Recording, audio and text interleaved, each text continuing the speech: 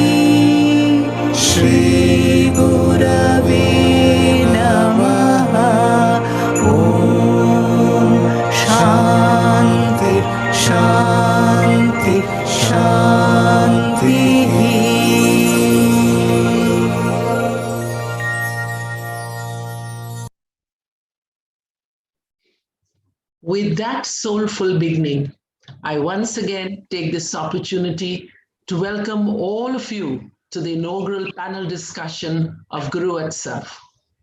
The Gurotsav was conceived as a celebration to nurture teachers, especially in today's time, as they navigate the troubled waters of new platforms of virtual learning, of children who aren't at an arm's distance, a platform for them where they could do what they do best. They could organize, innovate, collaborate as teams, perform, act, match their wits, and experience the joy of creativity and performing arts.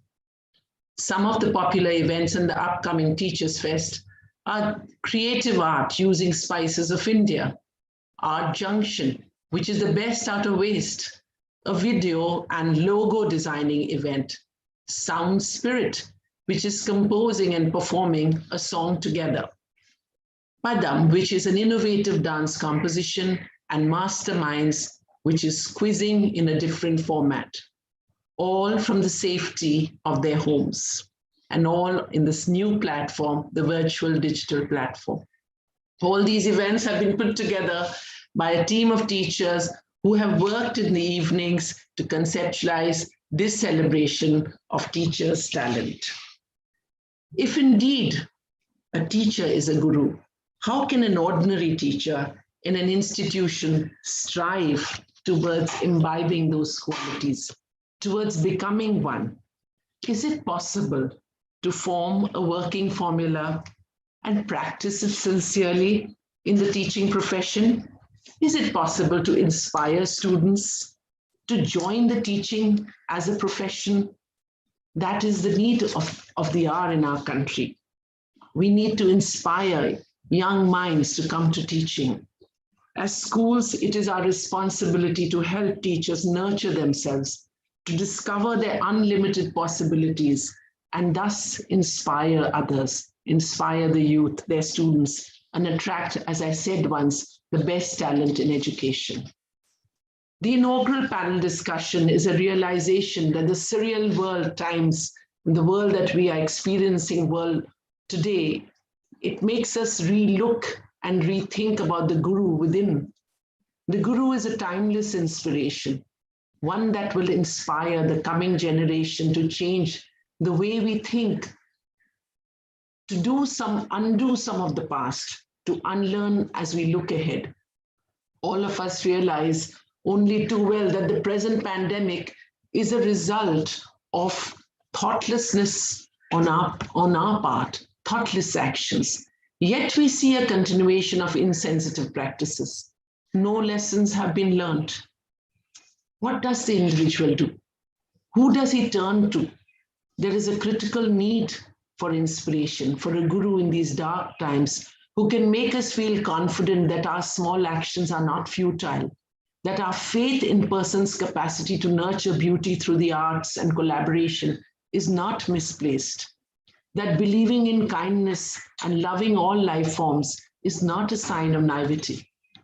With these words, I'd like to welcome our three very, very distinguished panelists for the evening. All are from different backgrounds, and different, yet they have a common source running through them. A career diplomat, a management professor turned school head, and a banker turned leadership trainer and the president of university. Intriguingly, the common thread running through their life is one of being inspired and inspiring others. Let us find out from them what is that one thing that inspired them and spurred this transformation in their lives, purpose and calling. With this, I begin with our first speaker, Mr. Amit Dasgupta. Mr. Amit Dasgupta has been the India Country Director for the University of New South Wales for 4 years, since 2016. Thereafter, in 2020, he became the strategic advisor for the university on its India Engagement Program. He is the Distinguished Fellow of the Australia-India Institute and a Senior Fellow at the Society for Policy Studies. Following his retirement from the Indian Diplomatic Service, he was appointed the first head of the Mumbai campus of the prestigious SPJN School of Global Management. During his diplomatic career, which he joined in 1979, Mr. Dasgupta served in various capacities in India and abroad. A published author, his latest edited book is The Phoenix Rises Lockdown Chronicles. A number of other books to his credit, academic journals, civil society magazines, and newspaper articles on foreign security policy, leadership education, and government policy. Thank you, Mr. Dasgupta, for being here with us today. We'd love to hear about your inspiration and your present involvement in education.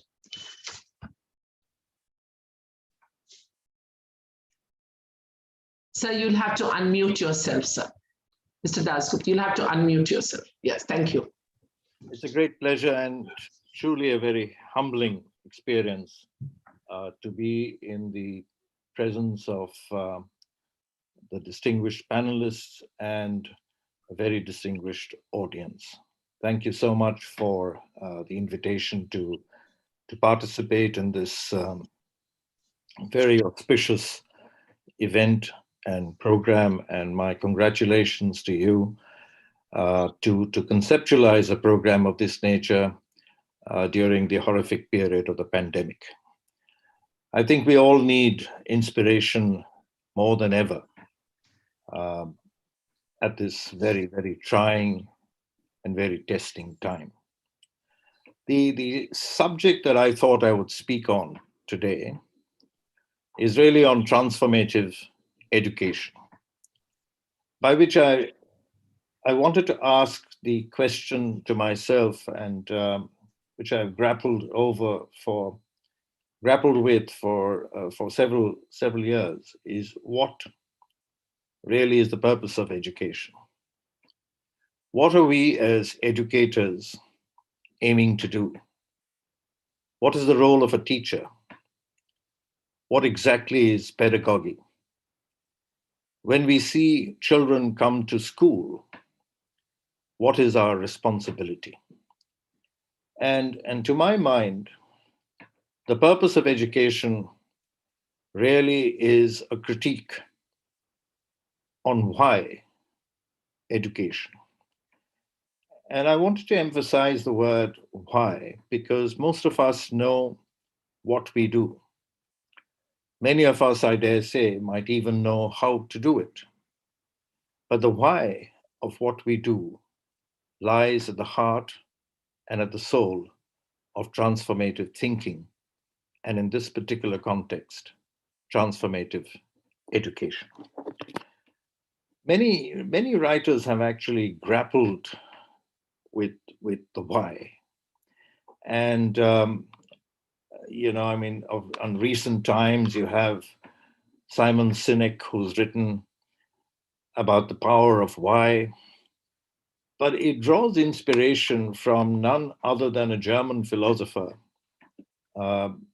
Nietzsche, who said that if you know the reason why, you would be able to figure out how. And this particular thought impacted Dr. Viktor Frankl, who was interned in a German concentration camp for being a Jew. Frankl thought about this for a long time, and while studying his inmates in the camp, he came to the conclusion that many of the troubles we have, many of the difficulties we face, many of the lack of inspiration, to use your word, that we encounter is because we've not found our why. And he came across a prisoner, for example, who was convinced that the war was going to end on such and such date in such and such year. And Frankl asked him, "How do you know?" And the man said, "God spoke to me in my dream. And God told me that the Nazis would fall and that there would be peace and we would all be freed." Frankl didn't believe him. And as the days went by and the Third Reich grew stronger and stronger, the day went by without Germany falling. And this young man started falling ill. And finally, he died. And what is recorded is that he died of the typhus. But Frankl believed that what he died of was that the why, the meaning, was taken away from his life. Why is meaning? Why stands for meaning. And Frankl started a school called logotherapy. And as you know, Vienna has three schools of psychiatry. The Sigmund Freud, who has the will to sex. Alfred Adler was the will to power. The Viktor Frankl school is the will to meaning. And you need to find meaning in your life, is what Frankl argued. An inspirational thought, and basically he argues that if you lack meaning, you will lack passion. Now, one of the things that we do in education, and it's part of our socialization process, and all sociologists would tell you that the whole idea is for us as a society to teach youngsters, to teach children, young people as they're growing up, to teach them norms and to teach them mores. In other words, to teach them how to think, how to act and behave. And if they think and act along the precepts that they've been taught, we have social order. And when they deviate from that, then we have disorder. And consequently, we introduce punishment. And we introduce it in order to make it a deterrent, to prevent people from deviating. Now, one of the great acts of deviance, or two great acts of deviance, if you like, is the manner in which a person like Raja Ram Mohan Roy, for instance, thought about the role of women. And when he championed the abolition of the sati, when he championed emancipation of women and women's rights, which was a complete no-no at that time in history, that is deviant behavior and deviant thinking. When Swami Vivekananda went in 1893 and delivered the Chicago Address on September 9th, and he started with the famous words, Sisters and Brothers of America, which became an iconic way of starting a conversation with a people very far away, very different. And all he tried to argue was the brotherhood of man. It's interesting, by the way, that many years later, on September 9th, another event occurred, which is now referred to as 9/11. And on that particular date, in our lifetime, what we saw was a complete polar opposite from human fraternity to either you're with us or you're against us. Now, transformative education is a manner by which you are not just, it's not just an evolution of thinking. It's not an evolution of education. It is, in fact, a revolution in thinking. It is a revolution in education. It's not a matter of tinkering here and there and saying, I do this and I do that, and I move from didactic to experiential learning and education is transformed. It's much deeper. It is far more embracive because it lies at the root of being able to understand that the future is coming upon us at a very rapid pace.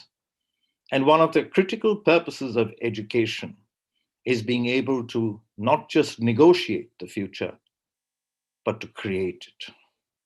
And I think the inspirational leaders the gurus, if you like, that we look up to, and there's so many of them, because our thinking is formed by a cluster of experiences that we all encounter, don't we?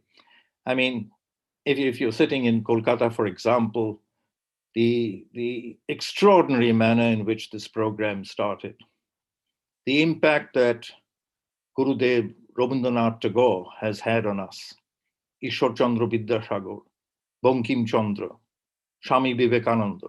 I mean, the entire range, Sri Sri Aurobindo, Sri Sri Ramakrishna, C.R. Das, people who stood tall, people who actually taught us that there was a way of thinking which could be quite different from the one that we were used to. What we are used to is the socialization process. What we are not used to makes us different, quite different. And I'm mindful of the time, and I thought I'd end with an example. In 1980, NASA, which is the Aeronautical Space Agency, did a test among a large number of Americans. And they wanted to find out where creativity lay. So they did this test with about 200,000 Americans. And they found that children at the age of 5 scored the highest. They had a 98% creativity index. And people from the ages of 25 upwards had only 2% creativity index. And so NASA, being very confused at this result, decided to interview and study these children as they became 10 years old and 15 years old. And they found, much to their astonishment and I dare say unhappiness, that as the children grew older, their creativity levels fell. And I think we need to ask ourselves, what is the role of education? What did education really do? Did they stifle curiosity? Did they stifle creativity and innovation? And very often, I remember a story about Michelangelo. And there was this extraordinary sculpture that he had just completed. And people looking at that sculpture said, Michelangelo, you're a maestro. I mean, what a fantastic piece of work. Humble as he is, he said, you know, this sculpture was already contained in the stone. All I did was to chip the stone away and reveal the sculpture. I believe that educators are nothing but pencil sharpeners. The lead is already inside. All we do is reveal it. And I believe all the inspirational gurus have taught us simply the same thing. I would be happy to continue, but I'm mindful of the time. Thank you so much for inviting me. And if there are questions, I'll take them. I could open it for comments, but I feel that you have, Mr. Dasgupta, thank you in your limited way. I feel this time was not enough for what we could learn from you. You have taken us into the genesis of education, the purpose of life. And I think it's a process. I'm still thinking about what you said. And it's not that everything is new. It's not that we haven't heard of this. We've always talked about the wood that needs to be carved, the lamp that needs to be lit in education. However, the examples that you've given, I think will stay with us. And there are things that we don't need to immediately comment upon, but we are going to keep it close to our hearts and think a little deeply about the purpose of education. And I think that is something that each teacher every day I truly believe each teacher every day of her life, when she walks into a class, has to remember that. Why am I here? What do I want to do? What is it that I expect? The children are already there. And as Gurudev has always said, that the possibilities, the potential is all there inside them. We are not infusing them with something. So thank you so much. And I think we must have you again for a longer, deeper talk. Thank you, Mr. Dasgupta. And now invite Mr. Mitter. It seems too soon because I feel there's a lot that we need to think about, but still I will now invite Mr. Ranjan Mitter to take the stage. In his inimitable style and humility, he said he only wants to be introduced as a devotee of the mother and Sri Aurobindo. However, I would not do justice to his persona if I would not share a few of his achievements. I have watched Mr. Mitter occupy so many different roles, wear so many different hats. He is the principal of the Future Foundation School. Since 2020, he is the secretary for the West Bengal Northeast Association of Schools for the Indian School Certificate and of the newly formed West Bengal Private Schools Association. He has recently, during the pandemic, we attended the ceremony, been elevated to the rank of the Chevalier d'Ordre des Palmes Académiques by the government of France in January 2021. He is concurrently the secretary of the Sri Aurobindo Institute of Culture, an eminent not-for-profit institution in Kolkata, and the joint secretary of Alliance Française du Bengal. Mr. Mitter teaches at the IIM Calcutta since 2000, where he has developed curricula on business ethics and entrepreneurships in NGOs. He was given the Devang Mehta Award for the Best Indian Professor for Corporate Social Responsibility. Thank you, Mr. Mitter, for taking this time out. I know how busy you are constantly. I know you need to leave very soon. So welcome. Please take the stage. Ma'am, thank you very much. I feel very, very humbled. And this is an invitation I could not refuse, regardless of whether I'm busy or not. It's a very unique endeavor. And it's a very unique panel discussion with the subject the way it stands. I don't know whether we can do justice to it, because frankly, the scope is much wider than the 7 minutes allows us. So I'll barely scratch the surface, but if there are questions, I'm willing to take them on. Starting from what you said, that, I am a principal of a school, and so are you, and so are so many others in the audience here, and there's so many teachers.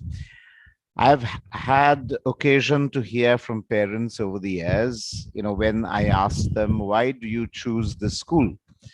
Or what do you expect from the school? That's the other way of paraphrasing it. I've been told that they're looking for a certain amount of values being infused in their child. I don't know whether they realize what they say. Of course, exactly like children and the example of NASA, as time goes on, that focus shifts to things far more academic and results and so on and so forth. But when they first come to the school, they're looking for values being infused in the child. When I go back to my own childhood and my own schooling, I remember we had a subject called moral science, and there were books to it. But if I also, since as you rightly mentioned, I teach a subject called business ethics for now 2 decades at an IIM, I've realized that if I look back where I learned my values, it was definitely not from those textbooks. Even I'm mentioning my school. I learned it from what I saw in my grandparents, in my parents, in my teachers, in my school. That means I saw lived experiences. I saw people behaving in a certain way. And from that, I deduce certain things which probably led to the value system that I have today. And I am sure that's not unique to me. That's true for everybody. I teach one text which is familiar to all of you. And it's a speech that was delivered at the graduation ceremony of the IIM Bangalore in 2000.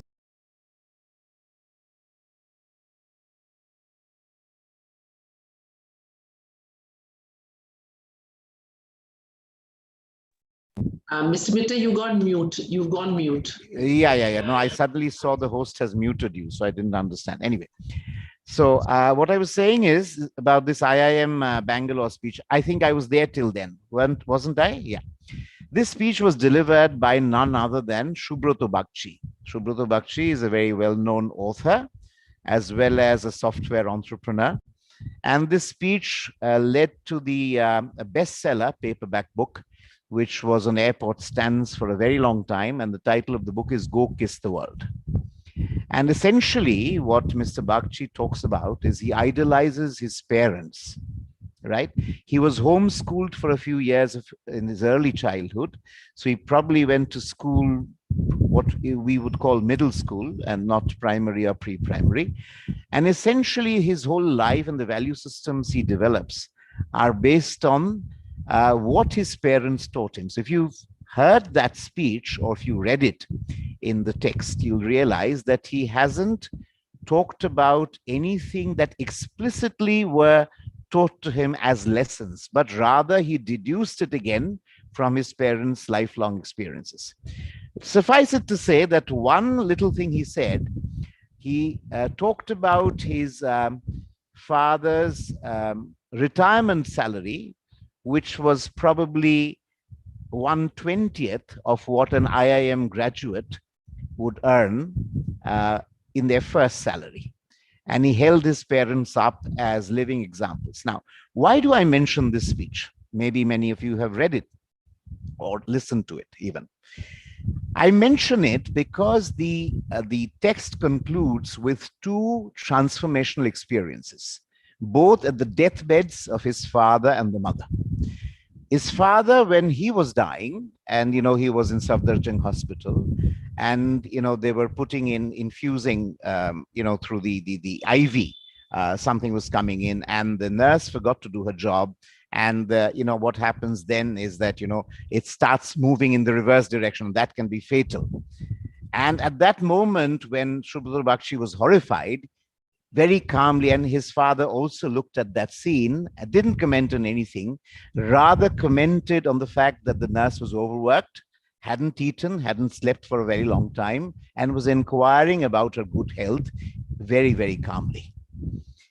The same thing, similar experience with the mother. She was blinded a few years before her death, and he was living abroad, and he comes to see her, and she says, "Go kiss the world," implying that, why waste your time here?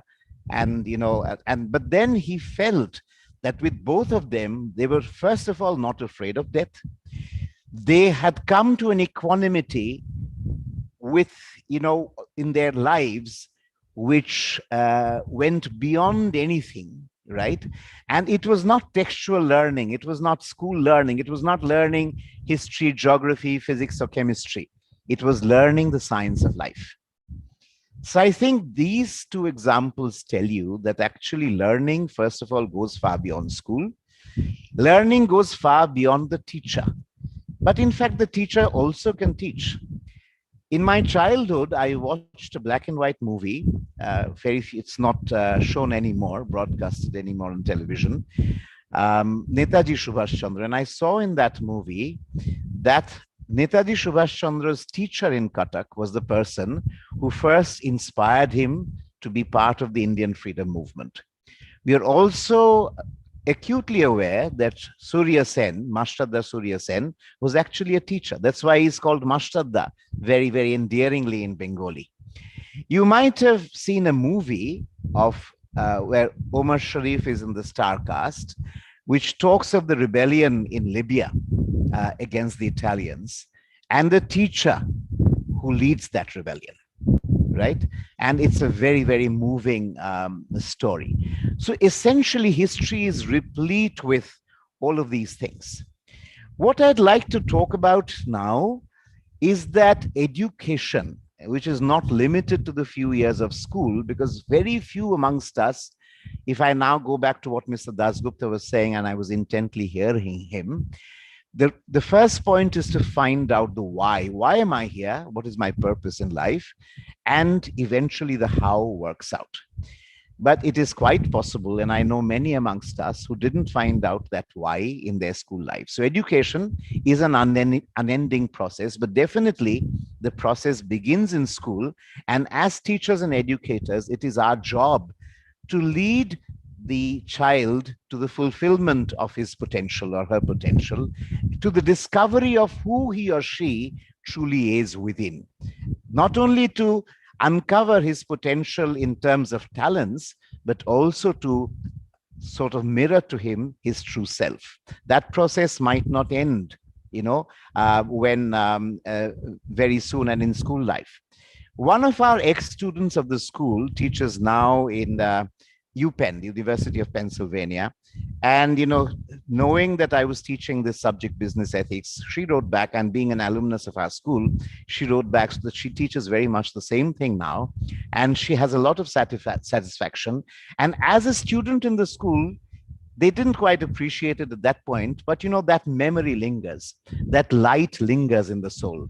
It doesn't leave us. So as educators, it is our duty to every child, every person finds that light, but to kind of unmask it and to mirror it in front of the student. So what I would like to talk about is, Mr. Shunglu talked about the fact that, we live in horrific times. It's very true. Corona has once again shown that to us. But we talk about sustainability, we pay lip service. And unless we practice sustainability, we will get nowhere. But the reason why we would practice sustainability is understanding that I'm only a citizen of the universe. I'm not the beginning and the end of it. You see, unfortunately, a lot of our modern education has taught us to value ourselves. That means me, myself, to the detriment of everybody and everything around us. Now, that is the end of sustainability. That doesn't work. So if I have to truly fulfill myself, be myself, I must realize that I'm part and parcel, a spoke in a much larger cosmic wheel. And then only can the real learning of sustainability begins. I don't think I have much time left, but I'll just say this, that the why in my case came right in school life. The how came much later. I had to meander my way through decades, roaming different parts of the world in different occupations and professions before I could find what I would now call my true calling. And I find myself immensely satisfied. And I tell my students, anywhere that they are, that it's worthwhile considering the alternative. We kind of go through life almost by default. One comes after the other, and we mechanically follow until one day we realize it's too late to chart one's own course. I would only suggest to everybody who's a teacher and educator here, not only do we need to find our own lights within, be our own selves and live up to our true potential, because only then we can show light to others, right? We need to be the lamp to guide ourselves before we can even attempt to guide our children. Last but not least, as a parting thought and parting word, I'm tempted to remember Sri Aurobindo's work, Essays on the Gita. And very beautifully, there are two chapters that come in sequence: the divine teacher and the human disciple. You see, it's a very beautiful coexistence of the two. The divine teacher really fulfills his ultimate divinity when he is confronted with the ideal human disciple. You can quite understand and realize what we are talking about is the battle of Kurukshetra, the enunciation of the Gita, and we are talking of the divine teacher as manifest in Krishna, and the foremost, the warrior in that battle, Arjuna, who's then has to pick up the Gandiva and fight. So that coexistence is very important. So when we say, you see, we have a purpose in life. And what is that purpose? You see, we talked so much about Gurudev Rabindranath Tagore here, but we need to understand a particular song, and I'll just quote it in Bengali. I'm sure there are lots of school teachers here. It says, তাই তোমার আনন্দ আমার পর, তুমি তাই এসেছো নিচে, আমায় নইলে ত্রিভুবনেশ্বর, তোমার প্রেম হতো যে মিছে. So it's a story of delight. It's a story of the Bhakta and the Ishvara in close communion. And it says that the Ishvara's advent is meaningless without the presence of his devotee. Thank you very much. I hope that was marginally useful. Thanks a lot. Thank you, Mr. Mitter. Today, I feel I owe all of you an apology. I think I've done the greatest injustice by limiting your time to 5 to 7. There was so much wealth starting from Mr. Dasgupta and then Mr. Mitter that I'm not going to take any more time. I'm going straight to Rajita ji because she's told me she needs to leave and we already passed that time. So I'll quickly just introduce you, Rajita ji. Rajita ji, very interestingly, we've talked about so much about ethics, so I will start with this. She is the president of Shishi University. She's a banker turned educator, a best-selling author, a global thought leader, and a transformational leadership coach. Currently, she's also holding the prestigious position of president of the World Forum of Ethics in Business, FICCI India National Higher Education Council, regional vice chair of the ASSOCHAM National Education Council Eastern Chapter, member CIA Women's Network, FICCI Flow Startup Network, and she's received several international awards. And to name a few of them is the top 100 inspirational women of India by the National Bar Association of India and published the book, The Phenomenal She. She's been conferred with the Exceptional Women of Excellence Award at the Global Women's Economic Forum. The Award of Visionary Leader in Education 2020 was presented in the event India's Top 20 Women's Leader in Education 2020. She's a certified leadership coach and has trained CEOs, parliamentarians, amongst others, to sharpen their leadership skills towards creating sustained public value. Considered as expert in the field of leadership training, she has designed 85 management exercises and learning tools released in a book, Focus Forward. Her recently authored book, The Unknown Edge, has become a bestseller #1 on the True Accounts category on Amazon. Welcome, Rajita ji. We're looking forward to listening to your journey of inspiration and transformation.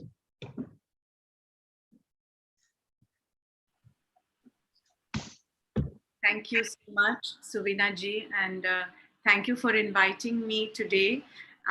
And I have a request that when you invite back Mr. Dasgupta for the bigger lecture, please remember to invite me back. Absolutely. Such a joy to listen to you, Mr. Dasgupta, and also to Mr. Mitter. Really, we could go on, and really very, very deep, profound, and insightful observations and comments. Suvina ji, you have beautifully chosen the theme of your program as Gurotsav. You are calling this session of discussion as the significance of a transformational guru in education. So, in the Guru Gita, the beautiful conversation between Lord Shiva and his consort Devi Parvati, the Guru Gita starts with Devi Parvati's question that she asks Lord Shiva that, my Lord, the whole world prostrates to you, the whole world bows down to you. Who do you bow down to? And Lord Shiva replies to her, it is to the Guru I bow down.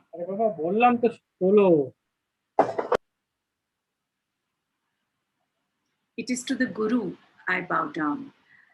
And I consider myself extremely fortunate and lucky that in this lifetime I've had the chance of association with Gurudev Shri Shri Ravi Shankar ji. Gurudev often says that what is a guru? Is guru a physical body? Is it a person? And he takes us above that to make us think that the guru is a principle. It is a tattva. It is a presence that does 4 things actually for us in our life. One is that it fills our life with knowledge. It makes knowledge enlivened in us. As beautifully the example of Michelangelo, Mr. Dasgupta, you gave, knowledge exists. It has to spring out of it.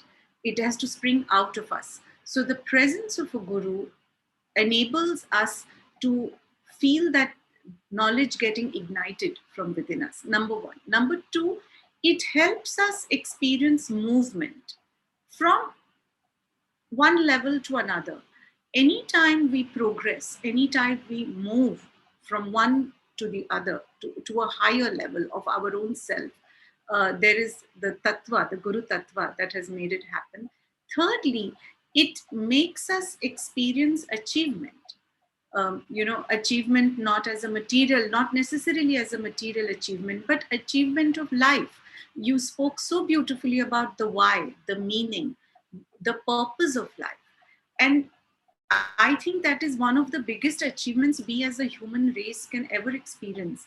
The achievement of a recognition of the purpose of our life, of the meaning. So achievement, the tattva helps us experience that achievement.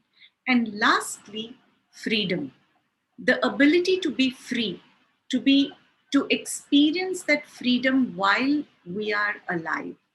And this combination of these four aspects, knowledge, enlivening knowledge from within, the movement, achievement, and freedom, all these are considered to be gains of having a guru.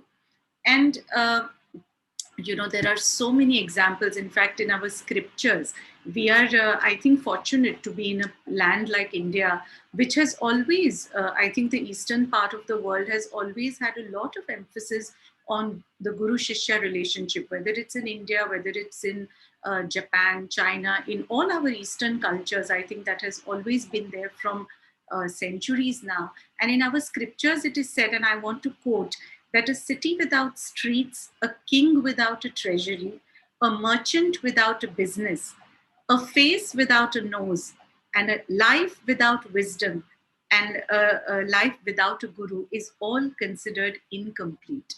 So that has been the utmost importance of a guru. In Hindi, hum kehte hain, guru bina gati nahi. It is said in our scriptures that if you don't have a guru, you cannot traverse the ocean of samsara. Neither in this life nor hereafter there is fulfillment. So it is clear that the role of the guru has always been, upheld.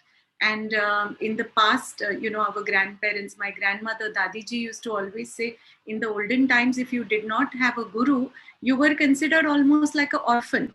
It was almost like not having parents. So that is the level of a guru.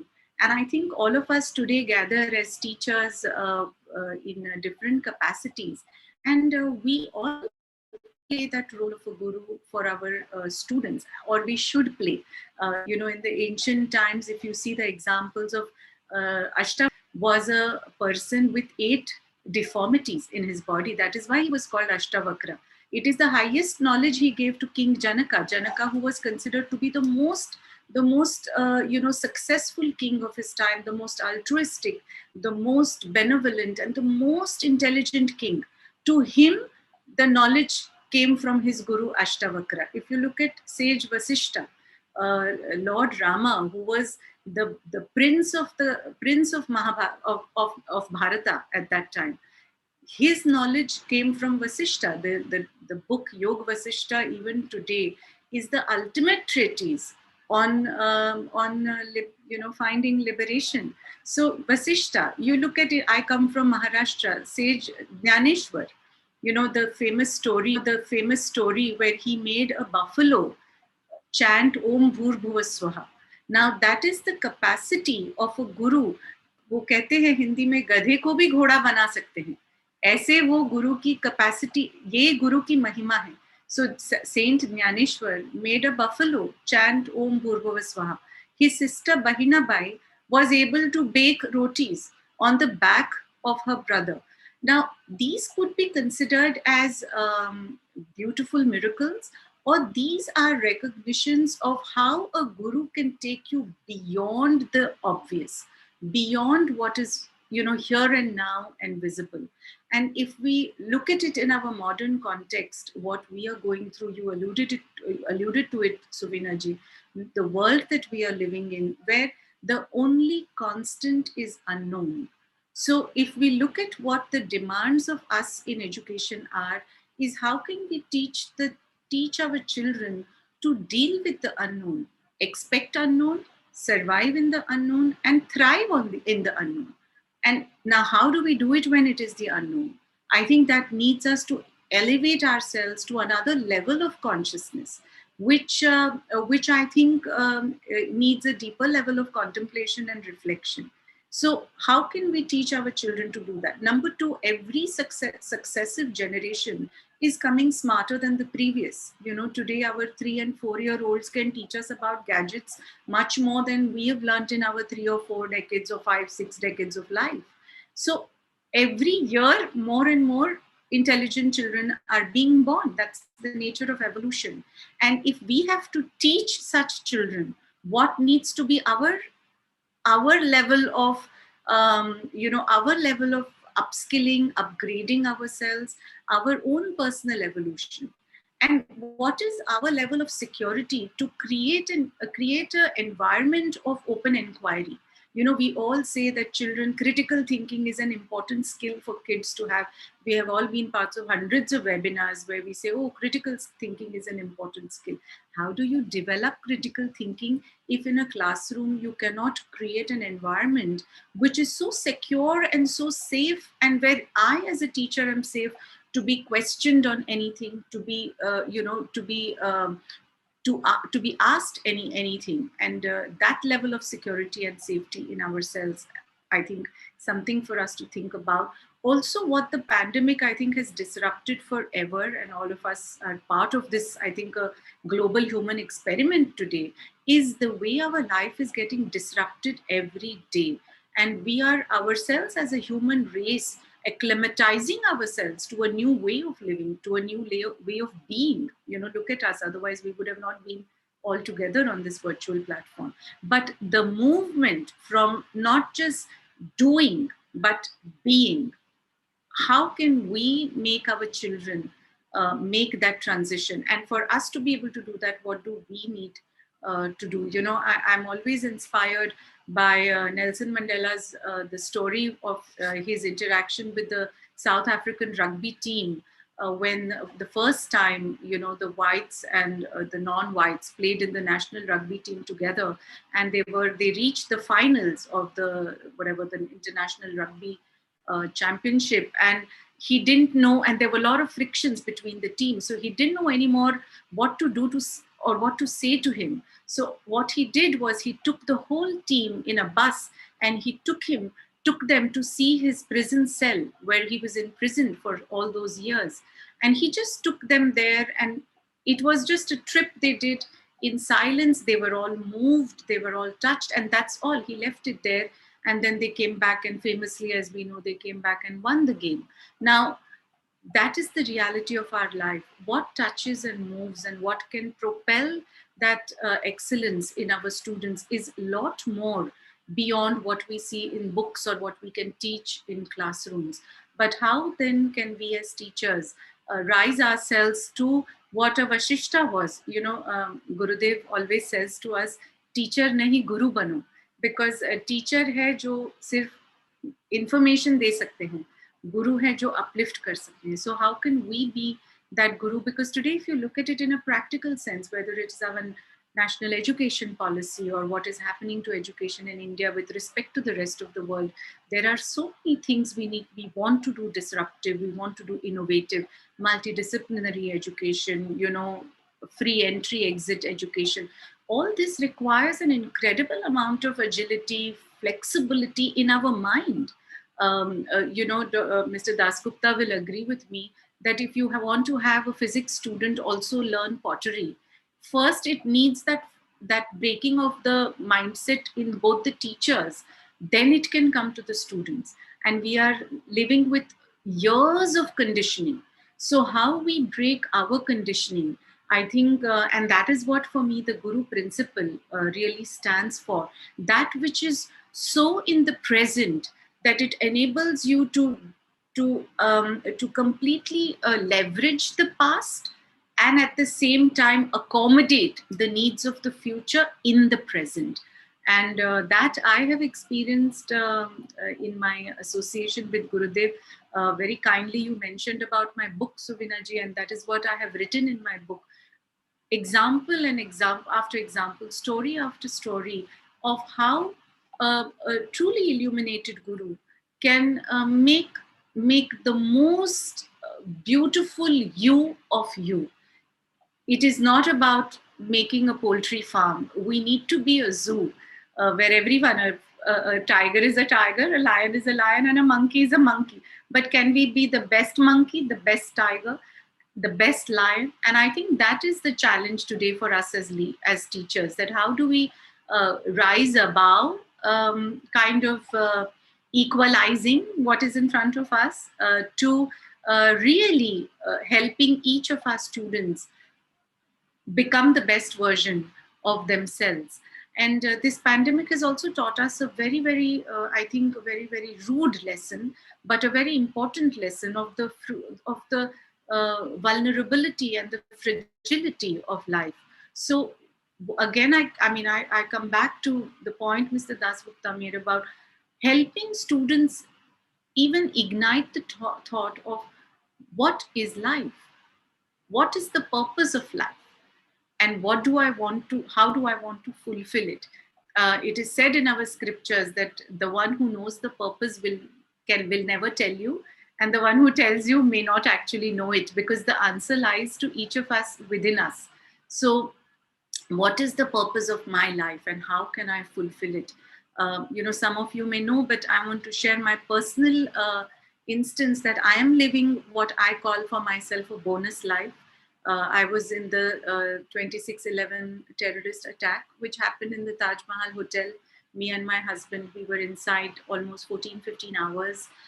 And we thought that was it. And, I wrote goodbye emails to so many people. I didn't send them because my husband rightly reminded me that if you send them means you believe that you may not live, like that example you gave, Mr. Dasgupta, of the German soldier. So I wrote those emails. They are still in my BlackBerry of that time. But an incident like that can jolt you out of your stupor to remind you why you are on this planet. And I always say that we don't need to go through such an experience, but as teachers, I think that role we can play for our students. Right now, I'm sure all of us are almost nervous to open our WhatsApps and social media because there is so much bad news around. And in a time like this, I think to pause and to step back and to ask ourselves this, I think is a great sort of a springboard for our future. And I think that is what a guru does. I have been blessed to have to be having a guru and to experience therefore what has changed for me. And I think in some ways we all do that for our students. I think I will pause here and wish you the best and wish great success to this Gurotsav that you have organized. Thank you. Thank you so much, Rajita. I think extremely deeply moving sharing that you've done. It's been intellectually stimulating. At the same time, I have to apologize again. We must do this again next year on Gurotsav. We must ask you all to come and we must remove all barriers of time and we should let people interact with you, because I feel that this little spark, if even a few of us have had this way, why are we teachers? What are we doing? Am I satisfied with the role I play in my students' life? This has all served the purpose for which this was conceptualized. I personally am very fortunate also to have a guru in my life. I never believed in gurus as a young girl, and my father had a guru, and I used to always say that he's my father's guru. And so much later, when I grew up, and 30 years later, when I happened to meet Gurudev, and I asked him, my father had a guru, and he told me, that's your guru. So how can I have a second guru? I asked Gurudev, and very beautifully and lovingly, he said, is he alive? I said, no, he's not alive. So he sent you to me. Just imagine that since he's not there, he sent you to me. So it kind of settled all the doubts I had that I was not being loyal to my father's guru, because he said maybe I just needed a living guru at that moment. And I feel that it has made a lot of possibilities. I was a teacher who became a principal. I set up a school that I had no experience of. I wasn't trained for it, right? So I feel that the wisdom and the experiential learning that I have got on this path has made everything has become finite. There's nothing that I cannot do. I don't feel scared of anything. Any new work you tell me, I can do it. And that courage and that conviction has come from the kind of wisdom that everything is short-lived, everything is impermanent. What are we scared of? Let's try it. Let's go ahead. And I feel that I would like this knowledge, a lot of this knowledge, to touch everybody's heart, whether they're teachers or children. And it's a topic we normally shy away from. We don't talk about gurus on public platforms. And it seems very personal to do so. However, we commonly share our stories of disappointment, horror, sorrow, trauma, and we don't share what inspires us, what makes us build things, what makes us dream, imagine, try again, even if we fail. And I think that is very important to dwell on positivity, to dwell on learning, to dwell on human transformation. And that was the purpose of this. This is only touched, I'm sure, just the surface of what knowledge and what experiences all of you have. So once again, thank you for being here and starting this on a very, very beautiful note. And Gurudev has said that religion is very, very individual and personal and should quietly power our lives. Our faith should power our lives. However, spirituality and the celebration of universal human values, these are universal across countries, across religion, across universal spiritual values is what we need to give. These are common, and these should spur us and power humanity now. There should be no dichotomy. There should be no confusion about what is right and wrong. We have to look after nature. We have to sustain. And even if we need to disappoint people and turn back things and say, you brought this in a plastic bag, I won't take it. And I do it all the time. We need to live our knowledge. It's time to practice and experience what we speak about in assemblies and classrooms. Each one of us is responsible for making sure we live our knowledge. So thank you once again. I have no other words to thank you, Mr. Dasgupta, Mr. Mittal, Rajita ji. Thank you so much. With these closing remarks, I will now hand over the program to Ms. Boishalida and Mr. Arnav Shaw to take us through the formal part of the inaugural ceremony, introduce the teams, introduce the judges, and the various events. Thank you so much. We hope to see you again next year. Thank you, Mr. Dasgupta. In better times. Thank you so much, ma'am.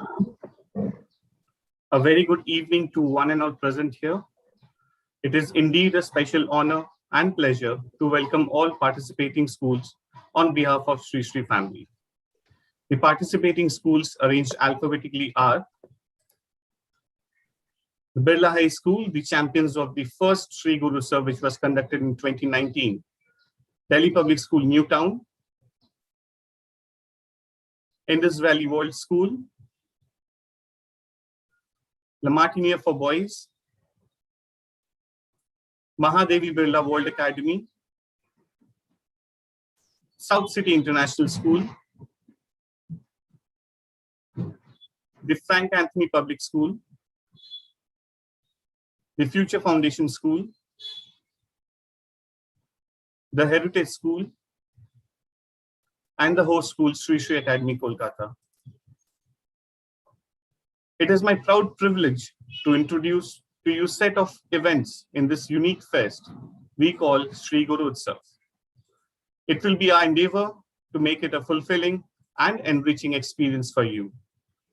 I am sure while we compete with each other, we will also strengthen the bond of friendship and cooperation. We are pleased to have with us distinguished judges for every event who will be introduced to you shortly. May I request Mrs. Vaishali Chatterjee to join me for the same. The very first event of Sri Gurotsav 2021 is Spices of India, which is a form of creative art, which will be judged by Mr. Moloy Shah. Mr. Shah has a post-graduation in Fine Arts from Kala Bhavan, Vishwa Bharati University, Shantiniketan, and Bachelor of Visual Arts from Ravindra Bharati University, Kolkata. The second judge for Spices of India is Mr. Parag Roy. He is presently working as a professor and head of the Department of Graphics, Printmaking, Faculty of Visual Arts, Ravindra Bharati University, Kolkata. Our second event is Art Junction, where the participants have to make the best out of waste. Our judges for this event are Mr. Oshit Poddar, who completed his education in Kolkata and Tokyo, and to his credit has more than 30 solo exhibitions, not just in India, but other parts of the world. Our second judge is Mr. Navakumar Chakraborty, who completed his BBA from Ravindra Bharati University and has participated in many group and annual shows, again, not just in India, but other parts of the world as well. The third event, Design It, which is a form of logo designing. We have two eminent personalities. The first one, Mr. Partho Pratim Chakraborty. He is a senior visualizer and brand artist at United Engineering Company, a graduate in multimedia and visual graphics from Amity University, Mumbai. Along with him, we have Ms. Janisha Datta, who is a graduate in English literature from Ravindra Bharati University, Kolkata, and Masters in Fine Arts and Creative Writing from Walden University, USA. Our next event is called Videotape, where the participants have to make a video. And our judges for this event are Mr. Shajul Mojumdar, who is an actor, cinematographer, and an art director. Along with him, we have Mr. Srijan Mukherjee, who is also an actor and director of the Creative Space Studio. The fifth event of Sri Gurotsav is Sound Spirit, in which the teacher is supposed to make a music video and send it to us. We have with us Mr. Michael Banerjee, a renowned music director and saxophone player for more than 4 decades, known for his work on Tagore songs. Along with him, we have Mr. Gautam Ghosh, a renowned pianist, music director, former head of the department, Instrumental, Ravindra Bharati University. The next event, Let's Act, our drama competition, where the participating schools have to send in a skit written by them and performed by the teachers for 6 minutes. Our two eminent judges are Mr. Dhruv Mukherjee, who is a familiar face in the Calcutta English Theatre stage and is also a creative director with Ogilvy. And Mr. Janardhan Ghosh, a man who wears many hats, that of performance artist, academic, theatre director, performance coach, and storyteller. Moving on to the second last event of Sri Gurotsav, Padam, that is a solo dance performance by the teachers. We have Mr. Orgu Chatterjee, who is a Kolkata-based Odissi dancer of Guru Kelucharan Mahapatra Gharana. He is a senior disciple of Srimati Sujata Mahapatra. Along with him, we have Ms. Mahua Ghosh. She is an architect by profession and dancer by passion. Her firm in landscape architect and environment planning is now almost 20 years old. And our final event, Masterminds, our quiz competition. Our quiz master is none other than Mr. Barry Antonis, who was a student of St. Xavier's, Kolkata, and he has been teaching since 1989. Currently, he is vice principal of Augustine's Public School.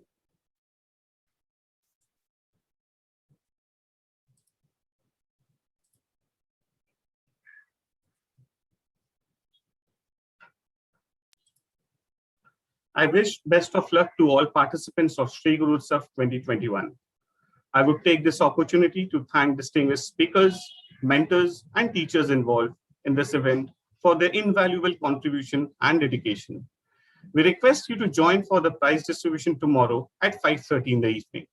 Thank you so much for joining in today. Stay healthy and